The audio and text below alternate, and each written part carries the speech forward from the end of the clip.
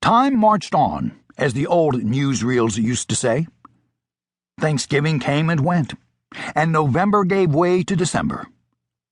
Christmas loomed on the horizon with the new year not far behind. It was a gray, overcast morning toward the end of the first week of the month. "Bo's got a birthday coming up in February," Linda Willis said as she dropped a thick stack of papers into the inbox on my desk. "I know," said my niece Sheila Warbeck. "He's getting positively ancient." Auburn-haired, slim, and very pretty. Sheila was a 33-year-old reporter for the Daily Sentinel in nearby Nacogdoches, whose occasional feature articles had appeared in a number of major magazines, including Texas Monthly.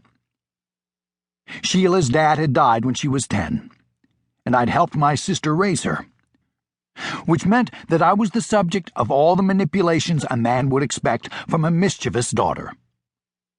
I allowed her free run of my office and access to the daily crime reports. But that morning, Ray Portage, as Truman Capote always called it, seemed to be the furthest thing from her mind.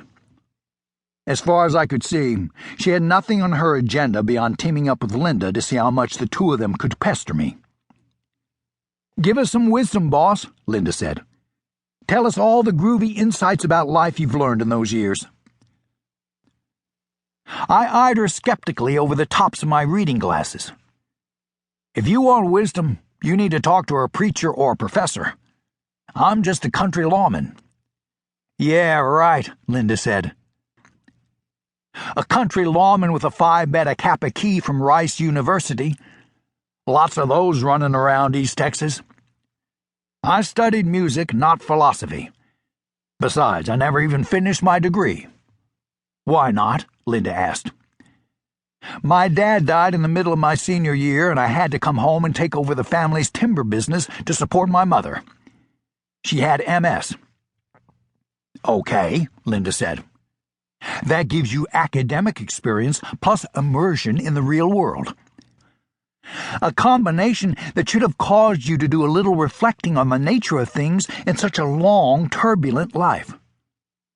"Who says my life's been turbulent? And I don't know that being 63 puts me in the antique bin." "Don't change the subject, Bo," Sheila said. "We want wisdom. Pontificate for us.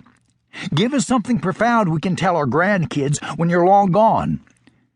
"Would you two please vanish? I've got work to do." "Wisdom, wisdom, wisdom," Linda chanted. "Let's hear wisdom."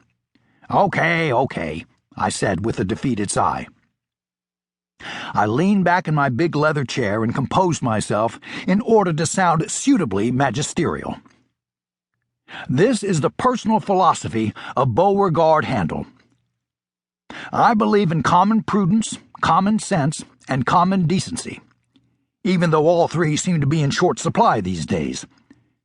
I believe in close families, loyal friends, and small communities like ours.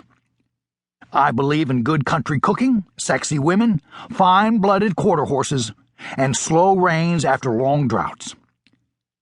I believe an occasional dram of aged whiskey is a healing balm for the troubled soul.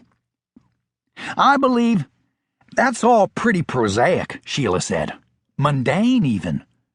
Where are your grand, sweeping visions?" I peered bleakly at her over the tops of my reading glasses. "Caesar had those grand visions you're talking about. So did Napoleon and Hitler and Stalin. I believe I'll stick to the mundane and be proud of it." Just then Maylene Chambers, my longtime secretary, buzzed me on the intercom and saved me from any more depredations by the dynamic duo. "You better take this one, Bo," she said. "Line 2. I picked up the phone and listened for about a minute. Then I said, "Thank you, Thelma. We'll look into it." "What?" Linda said after I hung up. That was Thelma Crowder, Dual Drigger's next-door neighbor. She said his kitchen light didn't come on this morning at the usual time. She kept waiting to see if maybe he'd slept late, which she claims he never does. Then she called him on the phone and got no answer.